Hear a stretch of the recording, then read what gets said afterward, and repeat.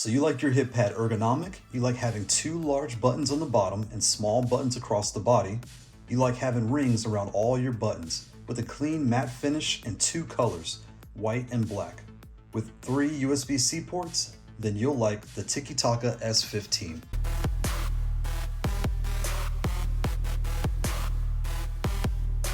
Hey guys, today we've got a review of the Tikitaka S15, so let's open this up and check this out. All right, so we got our box here, let's open this up.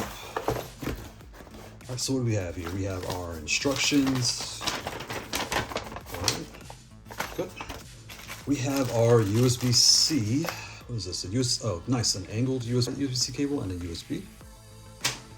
We have our tools here to take things apart. So we got our top and bottom screws, our wrenches. There we go. We have our switches. So these are extra switches here. These are 3 smalls, and one is broken because they are V1 switches. That happens all the time. There we go. So we have our nylons here. You can see this is their textured material there. Then we have our pads. Let's get this out. Let's see what we got. Let's get this out here. And here we have the Tikitaka S15. So you're looking at this and you're asking yourself, wait a minute, that doesn't look like the picture. Why does it look different than the one I see in the picture? Why does it not have these buttons on top? Well, I played with this controller for a while actually, and I really liked the V1 switches. Like, I don't like V1s. I think I've mentioned this plenty of times on my channel. And the reason being is exactly what you see here.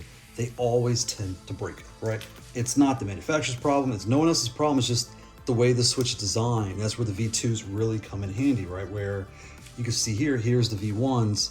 They're all just kind of snappy. So why did this happen? This happened when I was taking them out. So if you want to get these out of here, take the top off, take the bottom off, and just take it apart. It comes right apart. So it's very easy to do. You have the Allen wrench in the top and the bottom. Just twist both. These screws will pop right out. These are actually the best screws I've seen for these flatter styles so far, because usually you put your finger and hold it, and you kind of screw on the back side and put it back in to get kind of unaligned. Everything else is a pain in the butt. This was super easy, so I really like that. So anyway, take the time, take them all off, lift this up, it's super painless, and just pull them out one by one. I went through and took them off one by one, and you'll see in the video that I put on here where I changed the design, and you'll see some of these snap along the way. Again, this one over here snapped in shipping, so that the box is also kind of beaten up. That just kind of happens with shipping, right? But that's just the nature of the V1s, or you'll be sliding. You'll do this, and if the switch is staying slightly too high, you will eventually snap, just like my daughter did playing on my original 3D printing pad. It wasn't her fault, it's just by design, right? So you can see there, it's broken inside the slot there. All right, so with that said, I went ahead and took it off and I put V2 switches. That was really nice. You could put V1s or V2s, and that works great. So originally I did get some more V1 switches, and the thought was, well, I have these, let me get some other ones and I'll try them out. When you take a proper cap that came with this, right, when you try to slide it into these, you'll see that it's in there, and I'll put this into the controller, but it comes right out. Like, I mean, it slips in and out really easily, right? Even these silvers here, I tried the silvers, and it's not anyone's fault. Like, that happens all the time with the V2s as well. It's just the nature of it, right? You put them in, you're gonna play enough, they're gonna start popping out. That's just how they work. At least with the V2s, you can take a small piece of paper and kind of stick it where the plus sign is and just wedge it in there, and they'll never come off. With the V1s, I don't know any tricks yet. If you know, put in the comments below, that's perfect, but I haven't gone that far because they always break, so I just take them off. All right, and here's all the V1 switches that come with it, right? And you can see here, they're already starting to wear, in a good way, because I was using this thing. There's some here like these. You may start seeing scratches, different things like that. That's because it is a textured material, so the more you play, the more you will see just your natural play on top of the keycap. It's not a bad thing, it's not breaking, it's not falling apart. That's just how the textured keycaps work, right? No big deal. So let's talk about the layout and design. So again, you have your ergonomic style, right? So you have your 4 directionals here. I set mine to L3 up top, but you can set it however you want in the web configurator. I have my other up button here, both on the bottom, and then I have everything else and my R3 up top. Your home, your start, so when you plug it in, you'll press home, press start, you'll be good to go. Your select, your touchpad, and your turbo button there. There is nothing on the bottom. There's a power on the left, a power on the top. I put that cord manager there, and a power on the right. So looking at things again, I really like that they put the 3 USB-C ports, because with any controller you have of this style, you're going to wear that port out eventually, right? So it's nice to know that if I accidentally step on or anything goes wrong, I have 2 other backups to support me in any time I need to plug into the device. Again, there is no pass-through port, so that is kind of a big miss. There's no screens, that's a pretty big miss. The acrylic top, you cannot put any artwork on here. It comes as you see it from the white or the black, and these colors are kind of in the design, so that kind of is what that is. I love the screws here. They're very easy to get apart and take apart and put back on. Here's the bottom. You can see it comes with feet, and you can just install those right out the box. Very easy to do. I put my own grip tape there for my lap. Yeah, very easy to handle. It's very light and nicely built. It feels really nice. It's got, again, the smooth, matte finish if you like that style. I've been playing with these ergonomic styles, and I really like this one. I like the way it's laid out. I like the way it feels. And again, I put the ghost switches and the dual pad keycaps are just what I found, so I have those on here, and I also put O-rings, so mine slits slightly higher. But again, the feel of it is really nice. These caps here, you cannot change from what I can tell. I did pull them, when I took it apart, I kind of pulled on them, they weren't really coming off, so I kind of stopped. I didn't want to break it. So I get the question all the time, can you finger slide? Yes, you can on this pad. I'm actually pushing down too. Again, with these rings, it slides really well. You will feel the texture, but it's going to wear down. It's already wearing down now. You can see it there. It's kind of wearing off. So that will smooth out. And hopefully in version 2, there will be no texture at all. It'll just be nice and smooth. But you can slide on all the keys in this pad, and they do not break. If you have the V1s, it's a chance, but as far as these rings, they do a very good job of being high enough where it does protect the keycap, and I don't feel like, again, I have O-rings on here. If you didn't have the O-rings, it was just nice and flat. They sit deep enough in this ring that you could slide on the version 1 switches and not have any issues. This product also does not come with lights. So if you're looking for the lights to shine and get your own custom look, it will not have it on there. Again, this feels very much so like, let's test this out and see if people like it, and then we'll spin our internal team to make the more polished version 2 of this. I think the version 2 is going to be really nice. Again, when it came to the V1 switches that came with this pad, I actually liked them. This is the first time I actually liked V1 switches on a pad. They didn't rattle, they didn't seem to shift. I mean, they're not touching the rings at all, but for whatever reason, they were really nice and smooth. I liked it, but when it comes to V1s and also the material, I'm not that fond of the material, right? This material, it will wear down over time, but it does feel like a sandpaper. It's not sandpaper, it's textured, but it's rough, and that's on purpose by design. So for those that play, you can find. But the rings, I don't think that's necessary. The rings should have been smooth and gloss black to make it pop, right? I know this is a matte finish, or maybe a matte finish black, I don't know, but I really do not like this texture on the rings because those that do slide, I mean, it's gonna go away. It's gonna wear down with your skin. It's not a big deal. This is kind of like at the point we've come to now. Everyone has a screen, and you may say, well, I don't care about the screen, and that's fine. But the value of the screen is when you're trying to figure out what mode you're in at a tournament, at a local, or just at home, you kind of have to guess. Like, you obviously hold the button, plug it in, plug it in. You're just going one by one figuring things out, but that's a bit of a hassle. I think the version 2 should come with V2 switches, my personal opinion. I feel like it should have a screen. That's everyone's opinion. I think we all can agree. Should have a pass-through port. That's just the way things are going nowadays. The pass-through port and the screen are kind of standard now, so I do think that's something that should be there. These are fine. If you can swap them out, that'd be fine, but just more customizations and more custom abilities, right? When it comes to the keycaps and the rings, this textured feel, personally, I don't think the rings should be textured. I'm just not a fan of that kind of sandpaper feel. The nylon keycaps, they feel fine. There's nothing wrong with them. When you use them, you will see them start to deteriorate, but they're not breaking, they're not going anywhere, so you're not having any problems. Just something to be aware of, right? The same with these keycaps here. They will start to smooth out the more you touch them, so it's not a big deal.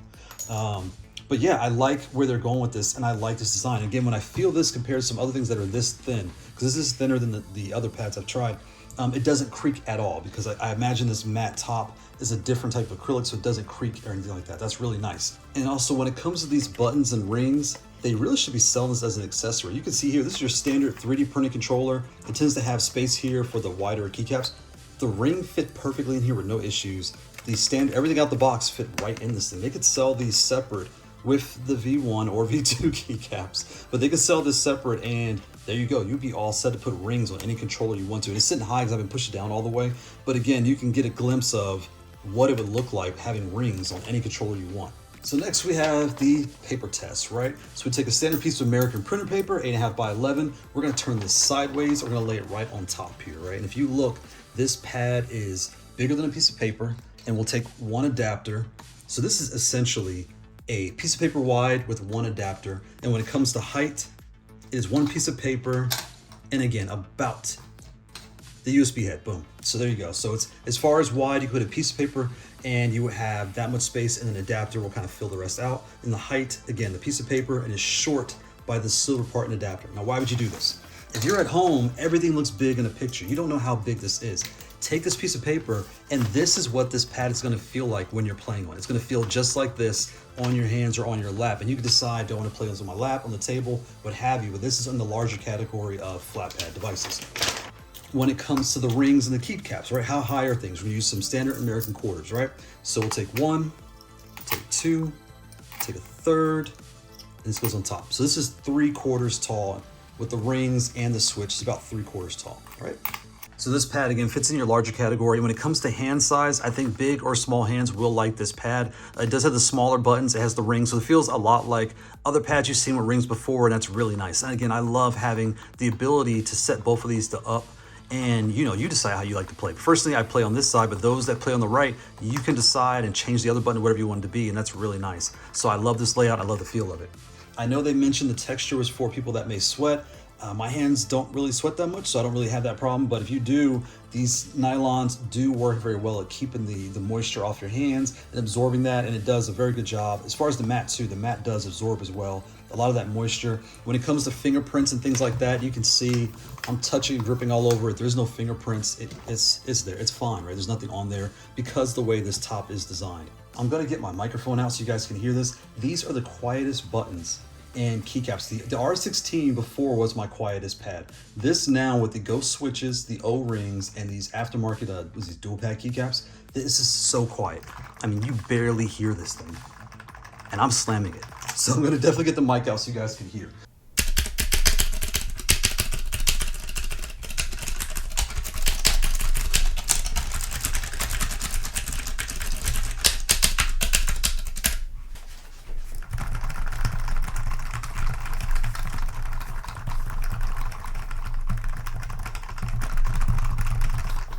So when it comes to the rings in this pad, I've got to say, again, I don't like the texture, but I love the design.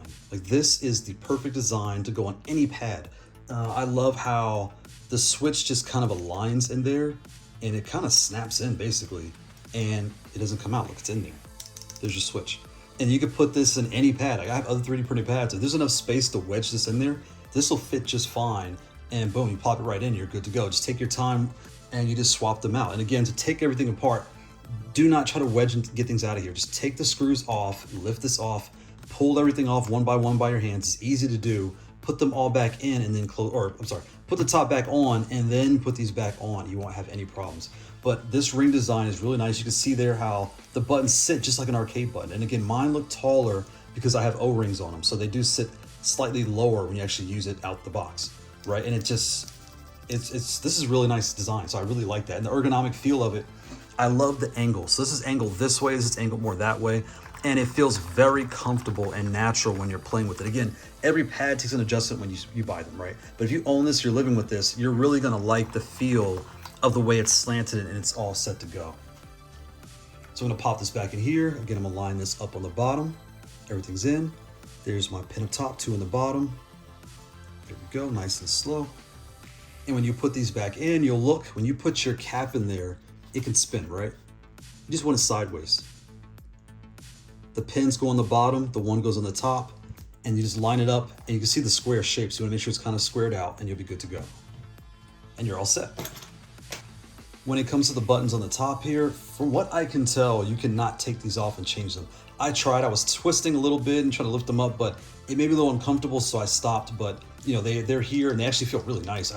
I like to have my clear and red, or clear and clear, whatever color, so I can find the home and start when I connect to my console without any issues. So how do you connect to your console?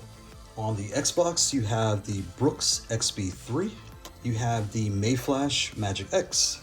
On PS5, you have the Brook Wingman FGC, and you have the Mayflash Magic S Ultimate. So what you want to do is take your adapter, connect it right to the end of the cord, hold the button for whichever mode you need to be in to put yourself in Xbox or PS5 mode, plug it to your console, and you're all set. So this pad does not come with a pass-through port, so you will not be able to use one of the booter devices that you've seen on the channel before. You will have to use an adapter at the end of the cord, and you'll be all set. All right, so let's compare to some things. So you have an Xbox or PS5 controller. It's roughly, let's see, I'll kind of put it up top. You can see there's 1, 2. It is basically 2 controllers wide, right? When it comes to height, it's basically roughly 1 3/4 tall. It goes right up to the line. Where the Xbox top is, it's right up to there when it comes to height. So 1 up to that part there. You can kind of see here, I'll put it here on the side for you guys to get a good look at that. It's about that big. And again, down the bottom. All right. And we have my first controller here, the 3D printed pad that I purchased. So when I put this on top, you can see it's roughly that wide. And again, we go over. So it's almost 1.5 wide. This is wider than this. When it comes to height, this is almost as tall as this is wide, right? We'll kind of put these side by side so you can get a better look. So comparing this to my 3D printed pad, you can see the spacing is almost the same between each, right? So I can put a push an adapter there and the button caps here. Yeah, it is basically the same. So it's really nice is they kind of took this and just spread it apart, and it's roughly spread apart about 1 adapter here on the bottom, and then from the middle to itself is 2 Brooks adapters apart. And I like that because this is angles. It looks like more, but they're both going like just like this. They're naturally slanted, right? You can see it's slanted that way. It's the same thing. They just split apart, and I really like that design layout, and it feels very comfortable. So if you're coming from a 3D printed pad, this is a nice, step up into a larger pad and having that ergonomic feel. You're really gonna like it. Next, we have our DOIO HITPAD Pro, and you can see this is all metal. This is all matte finish acrylic. The buttons here, again, they're both out the box. They both come with their own version of a, different type of keycap. These feel almost like metal, which is kind of cool. And these here are I believe they're nylons. They feel just like a sandpaper, like a 3D printed textured keycap. They feel just fine. These come with your Gateron switches. The Pro version 2 is the one I really want to get into. That one has Gaterons or Kailhs, so that's a nice upgrade. But again, these are your standard switches. These here. These switches here are louder. So when you look at the layouts, again, they're both ergonomic. When you come to spacing, this pad here is 2 Brooks adapters apart, essentially, from this button to this button. On this pad here, from this button to the top button, they are essentially 2 adapters apart. And the only difference really is this one is essentially the classic design. It's more naturally slanted, whereas this is more up and down, but that's how they sit. When it comes to the top buttons here, these 2 are slightly closer to these top buttons here, whereas these are pretty much the same spacing across the whole pad are all the buttons around. This has 2 large on the bottom, 1 large, and the rest are all smalls all around. This has 17 buttons all around. This has 15. This has your customizable nubs. These you can pull it right off. This has your standard plug and go. This is your metal build quality acrylic. So if they were to enhance this, right, they can make this with acrylic to put your own art. That'd be perfect and save on cost. If they were to go metal, I would love this because given the way they designed their rings, you could put these rings and switches on anything, which is really nice. So they can just take the body, encase it in metal, and then put these rings with a gloss finish, slop them right in there, put the keycaps in, and they'd be off to the races. So that's really nice the way they already started with this version 1 of this product, the way I'm gonna call it. And then you have here, again, this is the version 1 of the HITPAD Pro, and the version 2, I'm looking at getting so I can compare the difference. But here you can see how they look side by side with their different ergonomic layouts. And I've used both of these, they both feel really nice and really good. It's more of a preference of how do you want, higher build quality, or do you want the more matte finish, but the very quiet buttons, right? Because with the metal texture, out the box, you can hear the difference. When you're looking at their layouts, again, this has the 2 Brooks adapters wide on the bottom buttons here. This has 2 Brooks adapters wide on the top 2s. This is more of an up shape, whereas this is your natural slant on both sides. The Tikitaka is exactly 1 adapter wider than the DOIO, and when it comes to height, the Tikitaka is taller by numbers, but in person they are the same height. They feel exactly the same height, and on your lap, even though this is 1 adapter wider for the Tikitaka, when you're playing with the 2, you don't notice it. They both feel just about the same, and there's a visual of both the layouts there. When it comes to weight, again, it's made out of metals, let's be realistic. This is obviously heavier than most pads you're gonna find in the large category. This is made of a thinner acrylic on top and bottom, and almost feels, almost like just a different material. And this is more of a matte finish acrylic, right? So it's very light and everything else, so it's no comparison when it comes to weight. So there's the 2 ergonomic styles. Let's see what else we got. Next, we have the Haute R16. And again, when you're comparing these 2, when it comes to ring height, these rings are essentially 1/4 tall, basically. The button height is basically 3/4. And again, I have the O-ring, so mine are slightly taller, but these are basically 1/4 and roughly 2/4 for the top, or 1/4.5. When it comes to the R, it's 1, 2 for the rings, and about 3, and 4 for the actual button height. And again, I have O-rings on here, so it's about 3.5 as well. When it comes to size comparison, here they are side by side. And the Tikitaka is taller by the numbers, but in use, they feel the same. When it comes to width, you can see the Tikitaka is ever so slightly wider, but in use, the height and width, they feel identical when you're using both. So if you're coming from the R16 and thinking about the S15, again, this has 16 buttons on it, right? This has your 15 buttons. When you compare the button layouts, this one has the pinky button here, there's none there. The top left is in the same position. The bottom thumb is in the same position. When it comes to the right-hand side, your right thumb, which is kind of right here along with these buttons, has been moved down and is now an official larger action button, just like this one here. And you have your large top right just the same. When it comes to the angle of the layout, you can see they are essentially the same type of angle. They both are slightly slanted, and again, going this way, they are slightly slanted. So it feels very natural. So it really feels like taking this pad here and spacing it apart 2 Brooks adapters, and that'll get you the layout here on how they would feel to you. When it comes to the button caps, these are the exact same size button caps. Same size button caps on the bottom as well, and everything else the same. When it comes to the rings on here are slightly skinnier than these. These are a little bit thicker as far as, you know, as how wide the diameter they are, but it's not noticeable. I mean, you may notice, I haven't noticed, but that's that. When it comes to installing the switches, everything else, this is kind of a proprietary design. It does have to be kind of turned and lined up, and you line it in, you put it in, it attached to the top, so there's no issues with that, but it's easy to get in and out. I do like these rings here better where these are kind of customized. You can just take these out with the switch and put them back in. So the rings here are slightly thicker in diameter. These are slightly thinner, like barely. I mean, you wouldn't notice looking at them. This is that texture kind of sandpaper feel. These are smooth. These buttons here sit a little bit more lower than this one. If you use cardstock paper, you could take the top off and add, 2 sheets of cardstock, put the lid back on, and that will raise the rings because the rings are attached to the lid. So that will kind of lift it up and allow you to have less play when you're sliding your finger. You won't feel as much as the button cap on the R. Whereas here out the box, you really don't feel the button cap as much out the box, and that's that. This pad here does have a screen. It also has a pass-through port. This pad does not have a screen or pass-through port. This pad has the 3 USB-C ports, so if anything goes wrong, you can always just pick another port. Whereas here it only has the one on the top. When it comes to actual base height, this does sit about 2/4 lower than this pad here. So this one is thinner, and when you do hear your creaking as you would with any other acrylic pad, but this one creaks more just because it's thinner by design, but this one here does not creak at all. And again, you cannot apply any custom artwork to this pad because it is sealed to the matte finish top, whereas this pad here, you can do the top and the bottom however you like. And when it comes to the feel of the rings, I like the feel of these rings better. They're slightly thicker and they also are smooth and gloss. So I'm definitely a fan of the design of these rings. I'm not a fan of the texture, but I like the fact that you can just pop the switch out, pop the ring out, and put the ring in any pad that has enough spacing. You can just slide these right in there, and now you have a ring controller on any pad you would like, and you can play that way. And I think that's really nice. I think they're kind of missing opportunity being just selling these rings separate, or just sell it with a bag of their keycaps and a bag of their rings here and sell those separate in texture and gloss feel, right? And then you can kind of apply those to any pad you like, and that's a really nice thing. And I really like the design. I hope more folks do it that way. And last we have the big boys. So if you're coming from a joystick, how does this compare, right? So you can see this pad is essentially 1 pad and 2.5 adapters, not as wide as a joystick. And when it comes to height, it is basically the same height plus 1 adapter. And when you're looking at how tall this is compared to a standard joystick, this is roughly 4 adapters lower, maybe 5 adapters lower than your standard joystick. So if you're coming from a joystick and you're looking at this pad, obviously you know you want a flat hit pad. You're obviously moving away from the bigger boxes, right? So this is noticeably lighter than this box here. The rings are a nice addition. They do feel very, very similar to what a button would feel like by height and by feel. That's really nice. The buttons will feel smoother on here. These are that textured ring and textured button feel. So this is gonna be kind of rough, but that's how it's designed, right? As far as pushing them and activating them, it feels very much like a button, and they both feel very similar.